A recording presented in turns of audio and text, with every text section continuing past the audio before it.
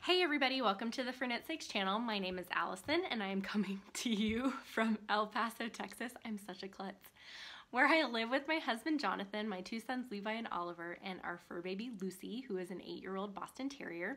This is a knitting, crocheting, fiber related podcast, and if you are a returning viewer, thank you so much for coming back, and if you're a new viewer, thank you so much for checking me out. If you want to find me on the interwebs, I am under 4knitsakes on Ravelry and Instagram, and that is the best places that you can send me messages or ask any questions. And there is also a Ravelry group connected to this podcast. If you search under the groups tab, 4knitsakes, you will find me that way, or I'll put a link down below in the description box where you can find us that way. Whew! That was my 4th time recording the intro. So let's hope I don't get too tongue-tied this week. It's been about 3 weeks since I podcasted last. It is a little overcast today in El Paso, which doesn't happen very often, but today it's definitely overcast, and we're supposed to get a lot of wind, and the temperature is supposed to drop overnight tomorrow because it's already getting into the 70s. I'm worried I'm going to have to start using the air conditioning soon.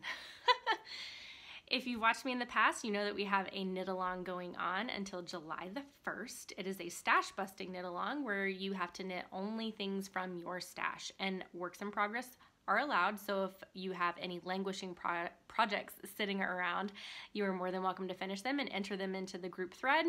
I have a few prizes already. I have a skein that was donated by Carrie from the Creative Obsession, and I plan on making a project bag or two for random drawings that are going to happen after July the 1st.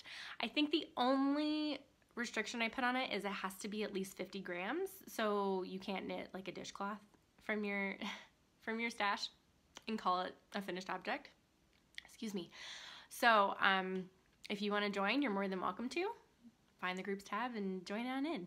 So a lot has happened in the last 3 weeks, and I will dive into that in the end of the podcast when I talk about life and things that have been happening over the last couple weeks. It has been very busy, and we got all of our security deposit back from our previous rental house, so that is a fantastic piece of news. That was a really great Saturday to open up that piece of mail and see a check for the full amount. So that went into our savings account. We never actually heard about what the decision was that happened with the water damage in the laundry room, but not our problem anymore. So we're moving on, and we're enjoying our new house very much. We have more space here, and it's got a lot more windows. We don't really have any neighbors that talk to us, which is kind of sad. I miss my good neighbors from the last house, but little things, right? I'm drinking my 2nd cup of coffee today.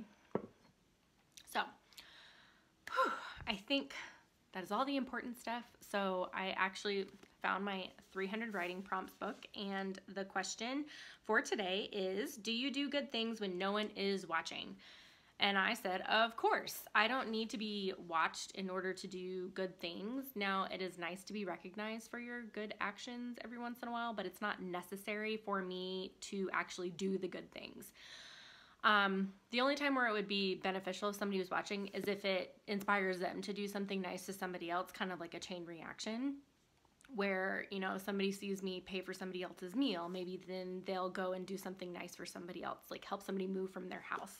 So, but I don't need the actual recognition of people watching me do it to feel like I should do it, if that makes sense. So put down in the comments below if you feel like you need to be watched in order to do good things, or you don't. Maybe it'll inspire you to go do something nice this week, hopefully. So we'll jump straight into finished objects. I would apologize for me being a little tongue-tied and a little bit disoriented this week, but it kind of happens every single podcast. So fair warning to all you new people, I am not super organized and I make mistakes a lot.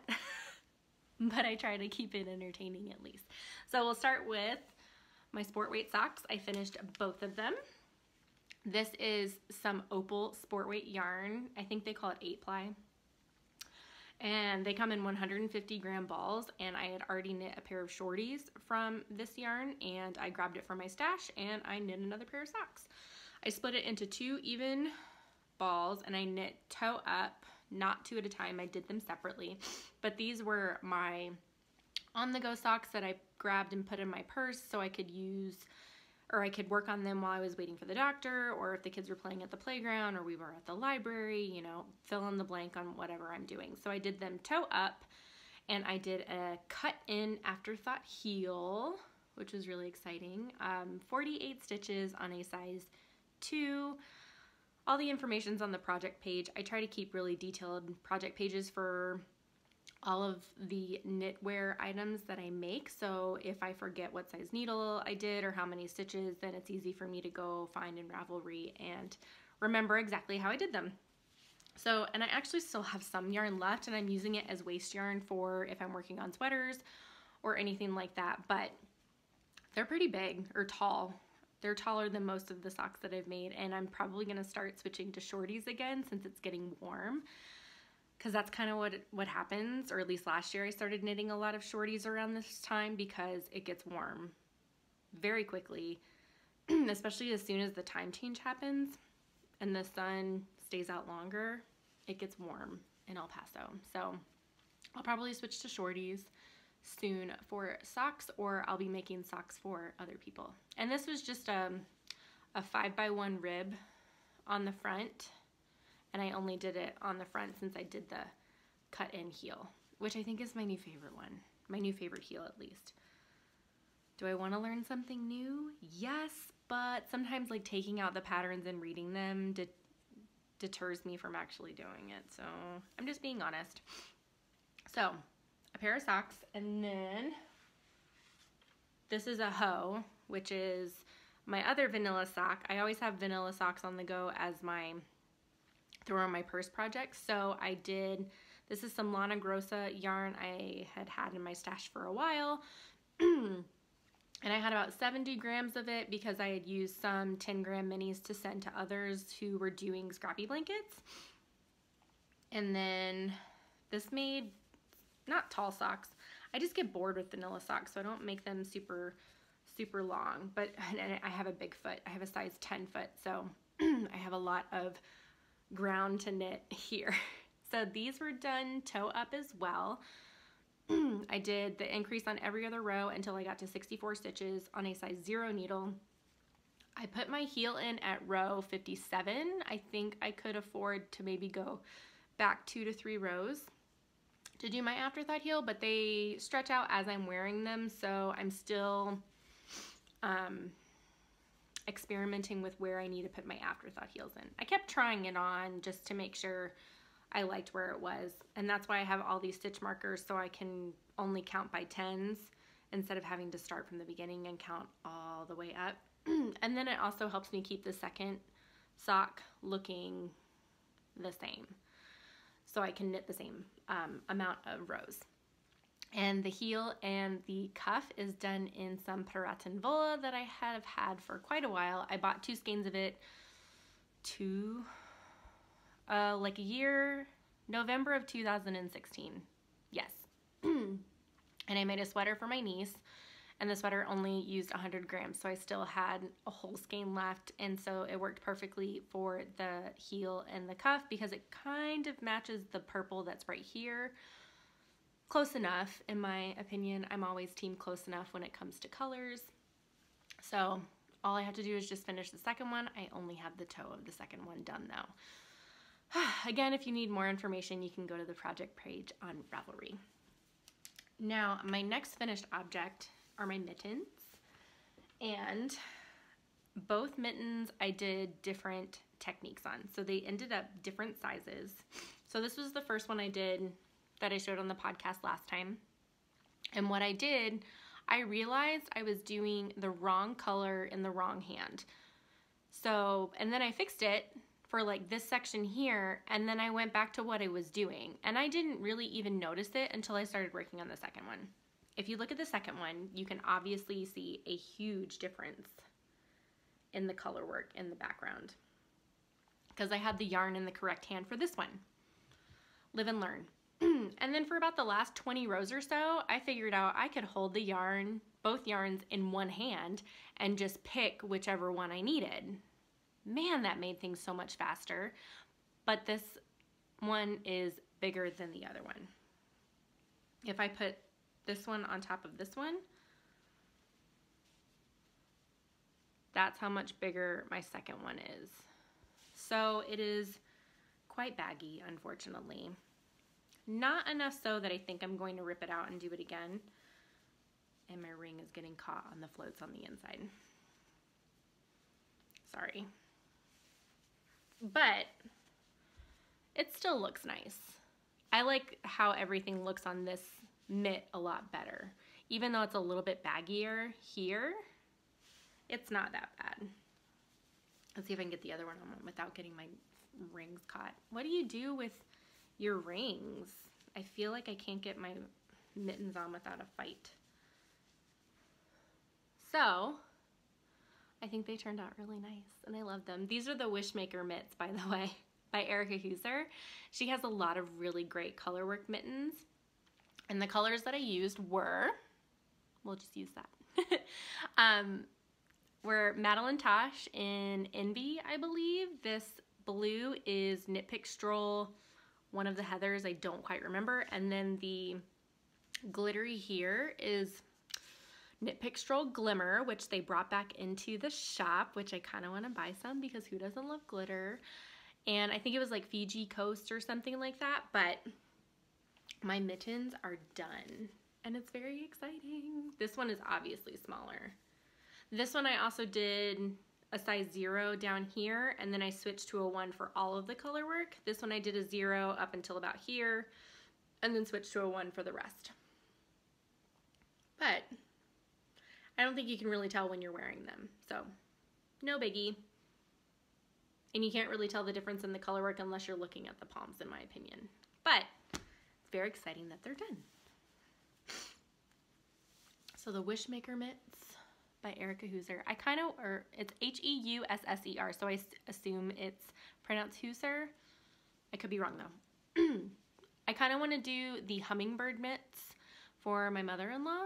She loves hummingbirds, but I haven't quite decided. I would have to buy yarn because I don't have fingering weights that would look good with the hummingbird pattern. Like I think I would need like a pretty pink in order to do them.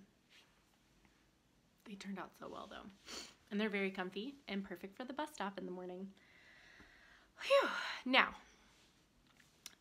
my youngest has been potty training and it has been interesting.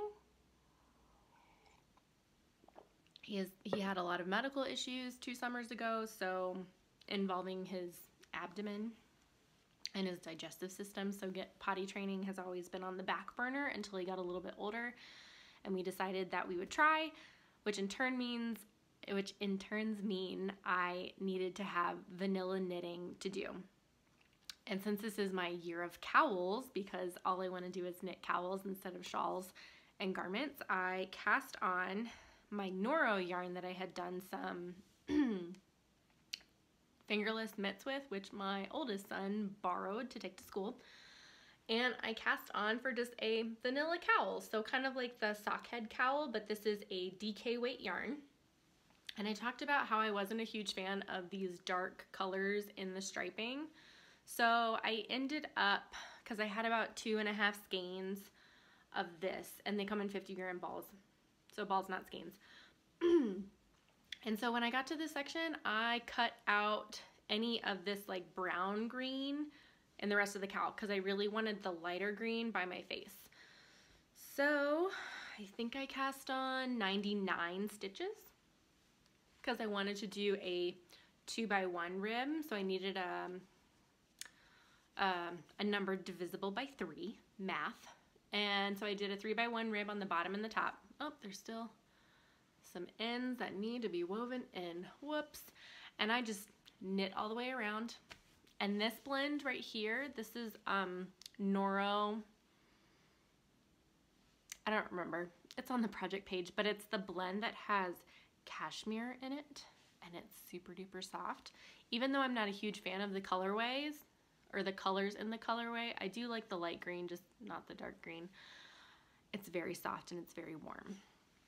So sometimes in the mornings, it's kind of chilly in the house until the sun gets into the windows and the room starts to warm up. This is good to wear around the house.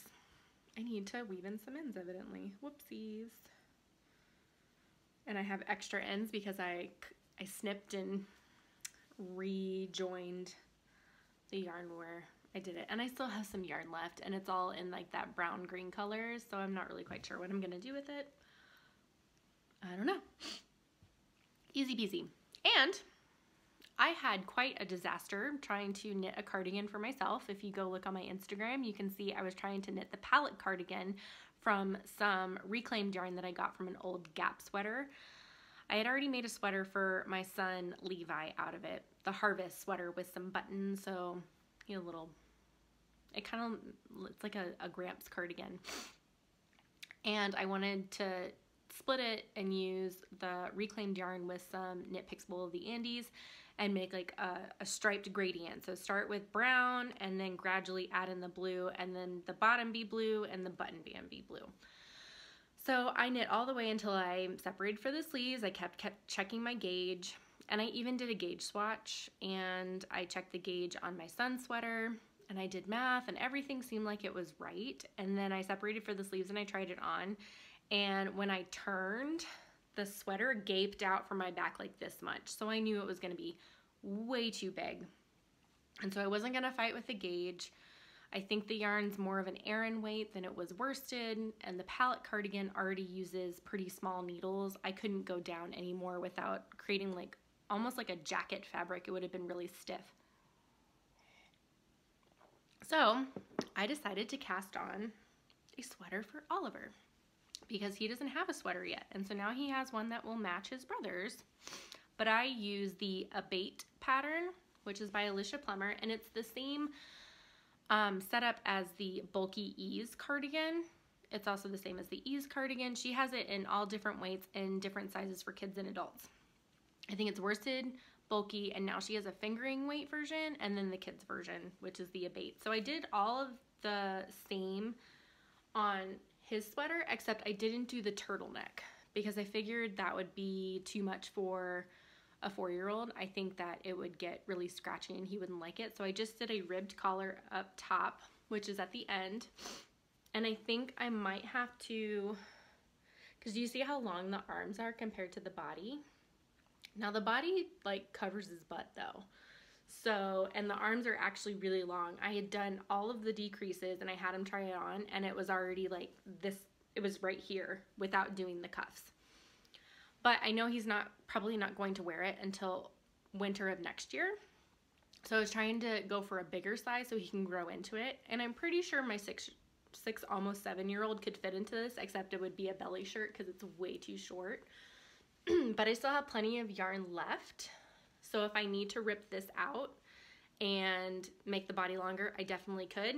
And I was kind of thinking of ripping it out anyways, because in this pattern, this part of the ribbing, you don't go down a needle size, you decrease the stitch count. And with this yarn, it is very open. Like, I can see through this. And it just looks very too open for my liking. So I was thinking of ripping it back anyways, knitting the body a little bit longer, and instead of decreasing the stitch count, going down needle size like I did for the sleeves. Or not, yeah, for the cuffs on the sleeves. So, wonder if you can kind of see a difference. Like, it's a little bit tighter here, but here you can definitely see how big or how open it is. And I'm not a huge fan of it. Oliver didn't care. He tried it on. He was like, "Can I take it off now?" I was like, you asked for a sweater, and then I go to try it on you, and you want to take it off. This is why I don't knit for my family much anymore. I need to find new knit-worthy people. But he might wear it. He was watching TV when I finished it, so it was just poor timing. So this is the Abate sweater by Alicia Plummer without the turtleneck, just a ribbed collar at the top. And I think I made the size 4, and I used smaller needles. It's all on the project page. I should write these specific things down because then you don't have to go look at my project page, but whew, that'd be a lot of writing for when I would have to do that. So that is my last finished object. This was more vanilla knitting for while we were potty training, so I could just kind of drop it at a moment's notice if he needed to use the bathroom, because he's still small, so he needs a stool. And so you got to be available for when that stuff happens. So I got a lot of that stuff done in like a very short amount of time because it was vanilla knitting and it was easy just to get it all done. And my works in progress, I don't have a whole lot of. So I'm very terribly sorry that I don't have a whole lot to show for the 3 weeks that I've been gone. But just show for 2 seconds my vanilla sock. Like I said, I only have a toe. I didn't care to match them up because I didn't want to risk running out of yarn to start up here. I have all of these stitch markers to go until I do my cuff. And I'm hoping I have enough to do my heels or my heel and my cuff, because I took that purple Piratin Vola and I'm using it in my 3-color cowl by Joji Locatelli, being held in my little skein in the big wool bag. That Boston Terrier bag was a Nomadic Yarns bag. It's called a sock cube. If you've seen my channel before, you've seen this bag before. I don't own a lot of project bags and I just cycle through. I also don't have a whole lot of projects going at one time. I try to keep it minimal because if I have too many, then I feel like I don't get enough work done. I'm pretty sure I've talked about all this before. But I cast on the 3-color cashmere cowl, mine is not cashmere, with some Araucania and this really pretty blue. Can you tell, like, this is all my colors? Like, it's kind of what I'm knitting everything out of. And my second color, I didn't have quite enough, but I wanted to use these 2 colors together. And this is the blue that was left over from my Wishmaker mitts, and this is the purple Piratin Vola that I knit a sweater for my niece, and it was also in the heel and the cuff of my other sock.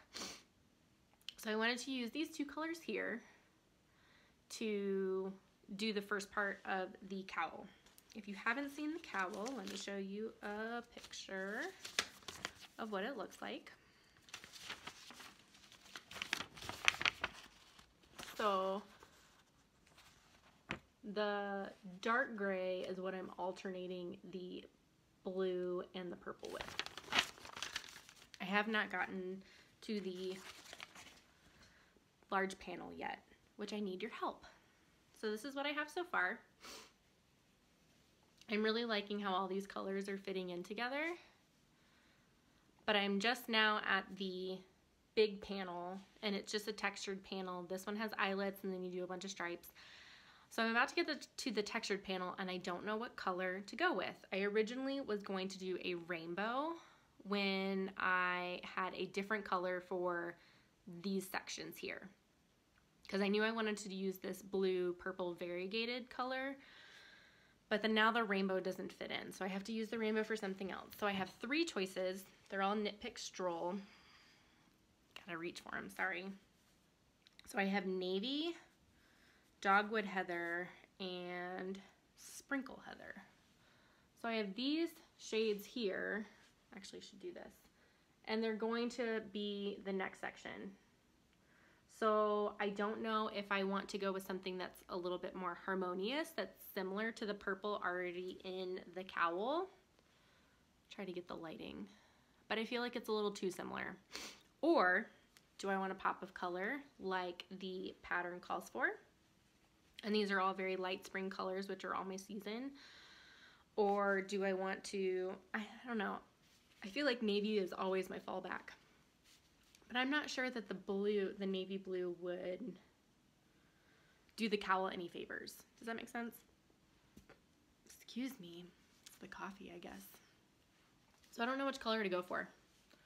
Thoughts, opinions, put them down below. I think I'm going to choose between the purple or the pink. So if we took that away, which one would you choose? Because I feel like the heather also goes well with how the tonal of the purple is. This is a solid regardless. So I don't know. And I'm so indecisive. That's why I need people to weigh in on what I should do. So pink or purple. Because this one's super pretty. You can see the blues and the purples in it. Let me block my face so it'll...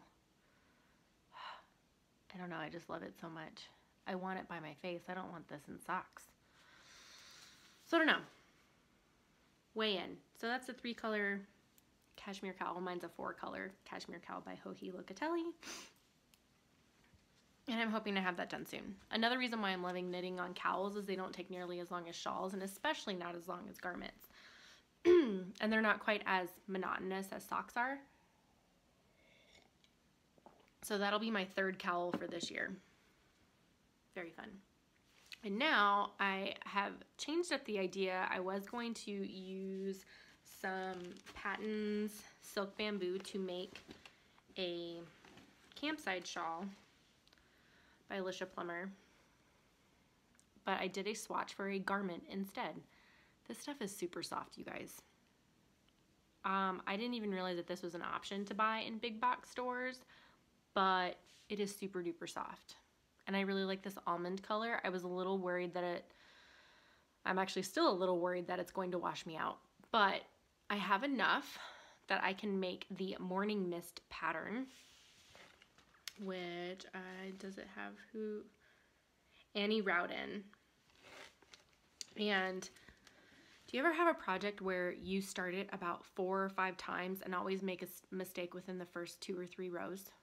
That's how this lace pattern is. So the construction of this shirt is you make the lace pattern for the back. I'm only going to show the picture, so I'm not showing any of the pattern. So you make this lace panel that goes on the top first, and then you knit the body. That's all I'll say. So I am doing it in this purple silky wool, Elizabeth Lavold silky wool, made in Italy, and it is wool, silk, and nylon. And I really like this purple. I like purples in general. Can you tell? So it took me legitimately 5 times to get this started without making a mistake within the first 2 or 3 rows. And in lace, you can't really make a mistake without it being super noticeable. Now, one thing I am a little worried about is Ravelry says this is a DK weight yarn, which is what you need for the garment, but it is a little bit thinner than DK in my opinion, and it's a little bit thinner than the Patton's. So this is all I have so far. You have to do 11 repeats, I think. So I'm about halfway done with the first half of the panel. So I'm a quarter way done with the panel. And then I have to block it, which means I need some blockers because all I own are T-pins, and I don't want, you know how you get like the little mounds if you use T-pins because it doesn't stretch the entire fabric to block. And then I have to add this in. So this is going to be the main color of the garment. I am a swatch cheater, and I know people are probably yelling at their screens saying I need to knit a larger swatch. Sorry. I'm kind of a little close on yardage because I have about 8 balls of this, and I'm knitting the 40-inch or maybe 41-inch size garment. So I didn't even snip the back just in case I needed this yarn. So hopefully it's good enough. Team close enough as usual.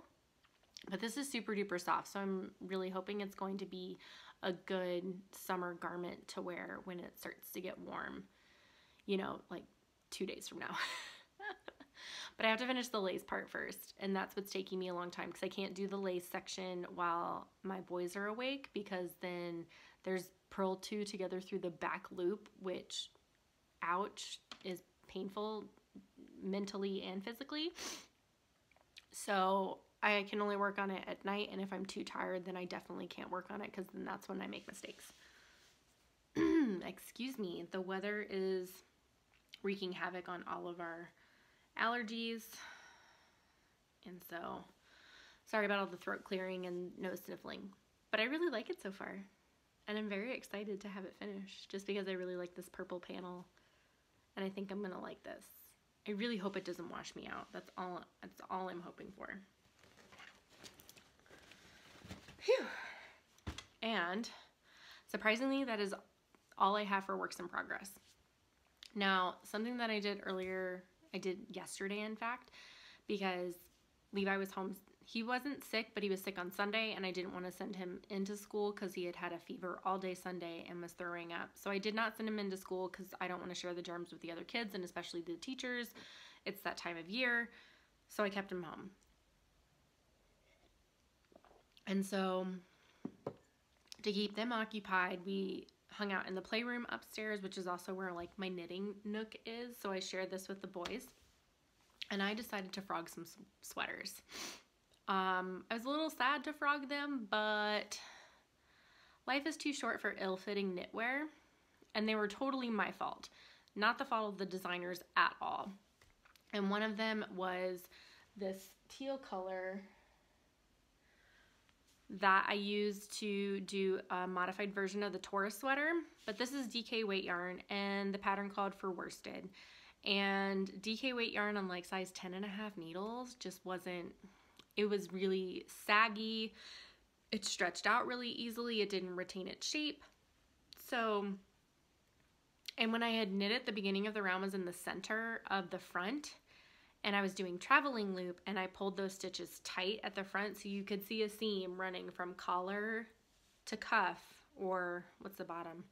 The ribbing on the bottom, you could see the seam of where I pulled stitches too tight. And I was like, ugh, no. And I wasn't reaching for it. This is very soft yarn, and I just need to find a DK weight pattern to knit this. I don't know if I'm just gonna do like a classic pullover or maybe do a 3/4 length. I'm not really sure.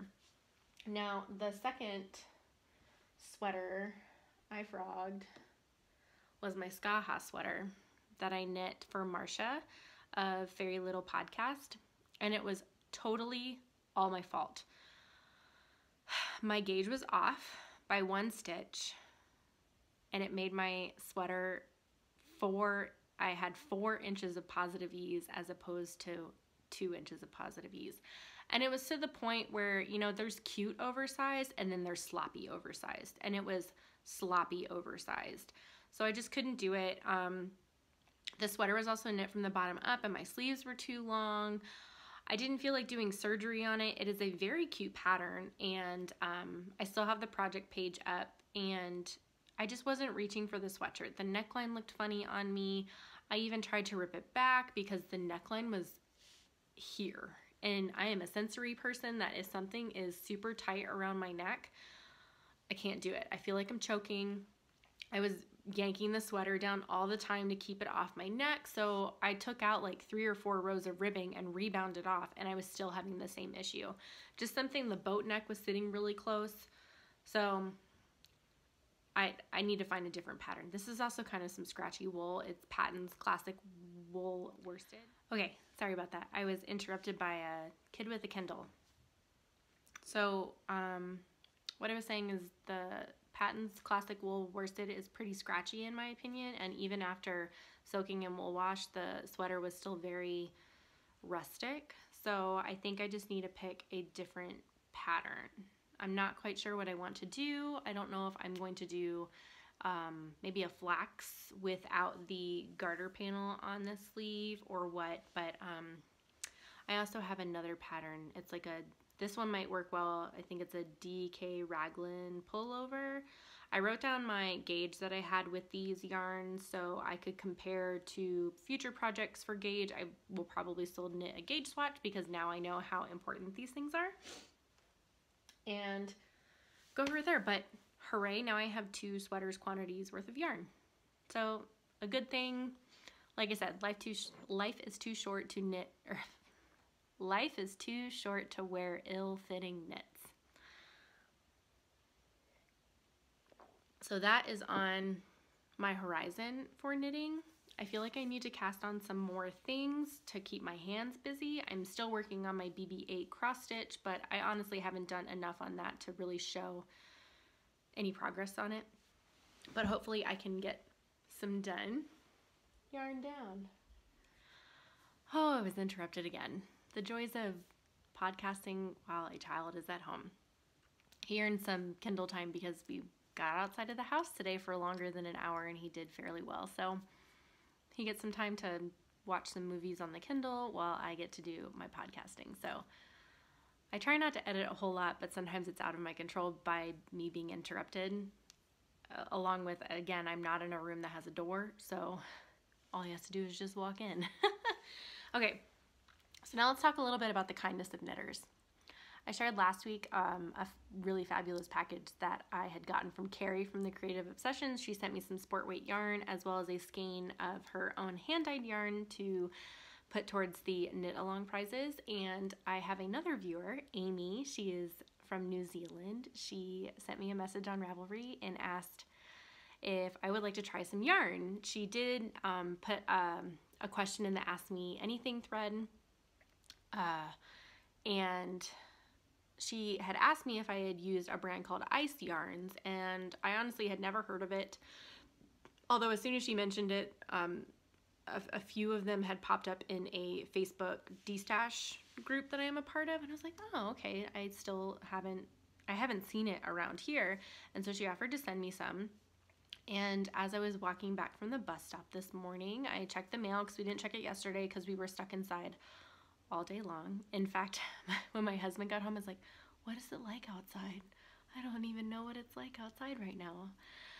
We could have left the house, but yesterday just was one of those days, one thing after another.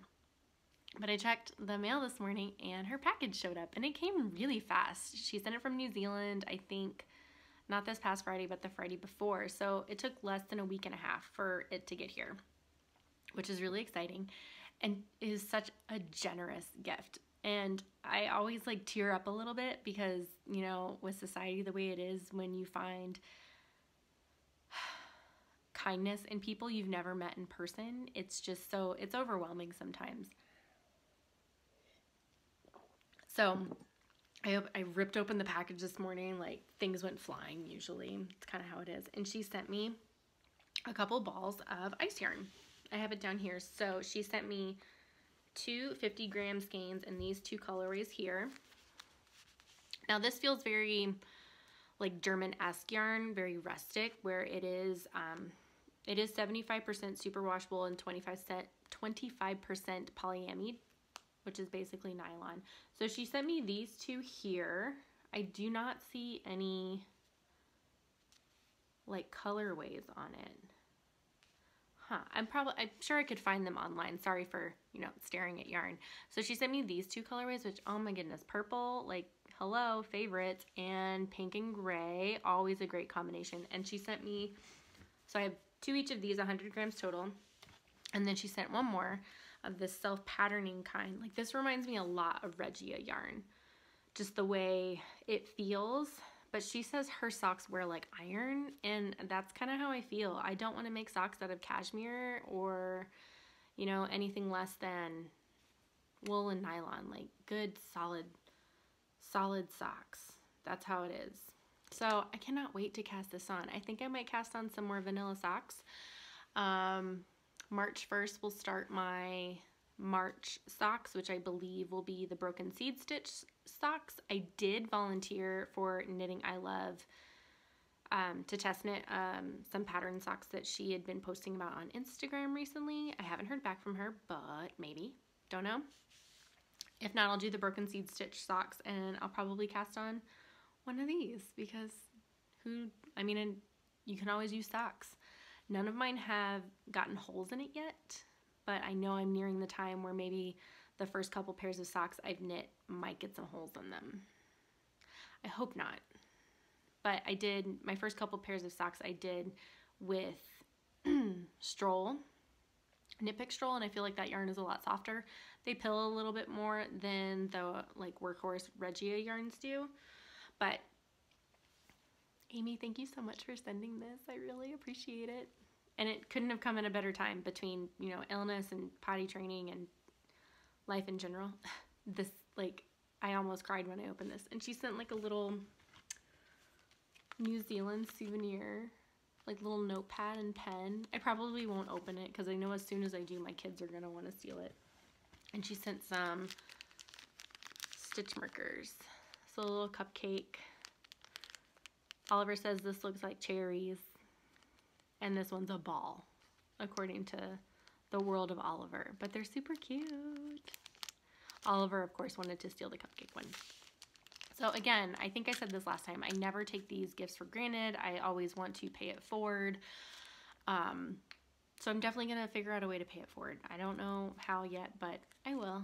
So Amy, thank you again so much for sending a package all the way from New Zealand. I can't tell you how much I appreciate it. So thanks again. That is all, I believe, for the knitting content this time. I'm hoping that this will be a relatively short episode. I don't know, I've stopped and started so much, I don't know how much I've recorded. So if you only came for the knitting portion, thank you so much for joining me, and I hope to see you guys again next time. Like and subscribe, share if you would like. Don't forget about the knit along. Post those finished objects. Last time I checked, I think there was less than 10. So far you have a really good chance of winning something. And I think we have, let's see, March, April, May, June. So you have 4 more months to get those finished objects in for your stash busting knit along. If you want to hang around and hear about things that have been going on for the last couple weeks, I will try to keep it short, but I will try not to speed talk as well. So for all my just knitting viewers, bye. Thanks so much. And hang around if you want to hear what's going on with life. Okay. So, if you've been watching before, I already mentioned that we got our full security deposit back. That was fantastic to put that in our savings account and boost what we had lost between renting the next house and cleaning the old house, etc. My birthday was a week ago, so the 21st. I tried to podcast on my birthday, but life just wasn't having it. Oliver had been potty training for a week.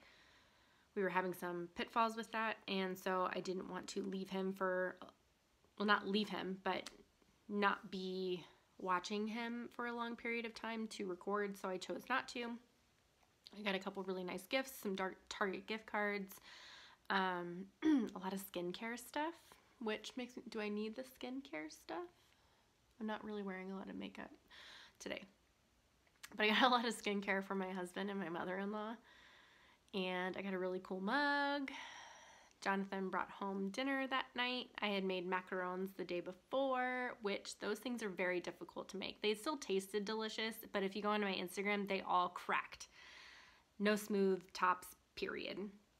So if I make them again, I'm going to try kicking back the oven a bit and cooking them for a little longer and try not to overmix the batter. But it was actually really fun just to even try. So I'm excited to try again. Levi was sick over the weekend, so he missed school yesterday. So I had the boys all 3 days, Saturday, Sunday, and Monday. And then he went back to school today. Oliver yesterday was complaining about his ear hurting, but I think it was all allergy related. So, because he said it felt better when he blew his nose. And we had like, they're called cherry pit bags. They're kind of like rice sacks, but it's a circle. So I would heat that up and put it on his ear. That was hurting and that helped. And just life in general, keeping busy, doing appointments. I'm pretty sure I say this all the time. That's all we do. And I knit. And everybody always says, you knit so fast. I was like, no, it's just because I have a lot of time to knit. And, my husband applied for some jobs for a new position or a few positions, so we're gonna wait 2 weeks to hear back about that and see what's going on. So we might be moving again, but you know, that's life of the military in general. We move a lot every 2 to 3 years, so we've been here a year and a month, a year and 2 months, if you want to split hairs. So the world is a little scary. The shooting in Florida happened, and then I was scared to send my son to school. I am on the side of having common sense gun control. If you're watching and you disagree with that, I'm sorry. We're all allowed our different opinions, but I don't think anybody needs to own an AR-15. that's just my opinion. I don't think people need to have access to those kinds of weapons. My husband shoots them for his job, and he does it twice a year, but other than that, he doesn't carry one around. We don't own one. We don't own any guns at all. And so having society fight about that is terrible to watch from the outside when you feel that way, and when you feel people think these inanimate objects are more important than lives of people. It makes me really sad. But trying to get through that, and I need to figure out ways to volunteer to help out candidates that are for gun reform and stuff like that. But this happens way too often, and we don't do anything to fix it as a United States. And living in Germany, seeing things from the outside and living in a different country, I can only imagine. I have friends that don't live in the United States, and they are just flabbergasted about things that are going on here. Sorry to get a little deep on the podcast, but it's just sad.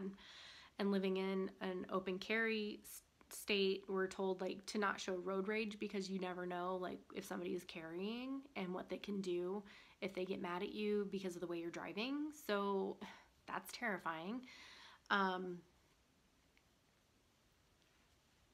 I don't know what else to say. I don't want to get super into it. I mean, basically, like I said, common sense gun laws, I think, are where we need to go. AR-15s need to be taken off the market, especially since they're fairly inexpensive to buy. It's like cheaper than buying an iPad or an iPhone. And I think that's just where things need to be changed. Interrupted yet again. What I was going to say is, if teachers were ever required to be armed, I would not go back into the teaching profession. And I mean, I'm spending a decent chunk of change to renew my Virginia teaching license right now. I think Virginia's gone blue for multiple elections in like the past decade. Granted, there are going to be red sections of the state. I mean, that's a given for anything. But if Virginia ever decided that you had to be armed as a teacher, I would not go back into the classroom, because I don't feel that that's going to fix the problem. If you're on this side and you've seen the memes and the postings on social media in general, like my starting pay for Virginia teacher was $38,000 before taxes and everything else was taken out. That's not enough money. I'm already a counselor, a role model, a whole lot of other things, and I don't want to add a gun carrying person to that list of requirements. So that's kind of all I have to say about that. I feel like it needs to be talked about, because people just keep glossing over it, and it's just become too much of a normal thing. I especially don't want my children to grow up where they fear going to public places. I don't want to have to, I do it now. Anytime we're in a public place, I immediately find my exits, and I shouldn't have to do that. Nobody should have to do that. And I know this is a knitting podcast, and I don't get into the political stuff too much, but I mentioned it last time. There was the Las Vegas shooting. Like, that just happened a few months ago, and then we just had another school shooting, and it's just been too much. Something needs to happen. I don't know what to do as far as just being another person, and I'm not even living in the state that I'm allowed to vote in, because I still have a Virginia license. I can't vote in Texas.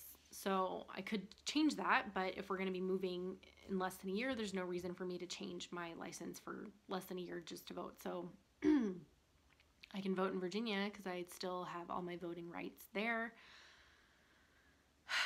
But that's all I feel like I can do. I'm not going to change anybody's mind that's on the other side. Just like they're not going to change my mind being on this side. But I feel like our side is right, because our side sides with lives, not inanimate objects that you collect for whatever reason. So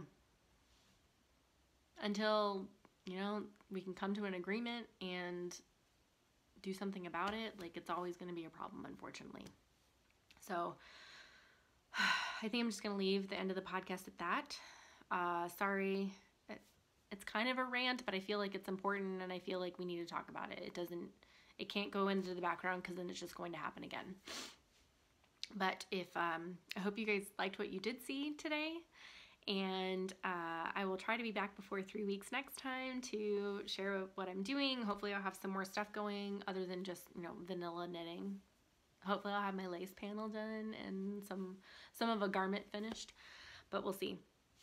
We'll see what life hands me. We've been really lucky as far as not getting super sick, like I'm knock on wood, just in case, for pretty much like this whole season. So we will see if it sticks around. Levi's bug kind of was like a 24-hour thing and he was good. So hopefully nobody else gets sick. And I hope you guys are all well. Keep your needles moving or your crochet hooks hooking. And hopefully I'll see you guys soon. Thanks again for watching. Bye.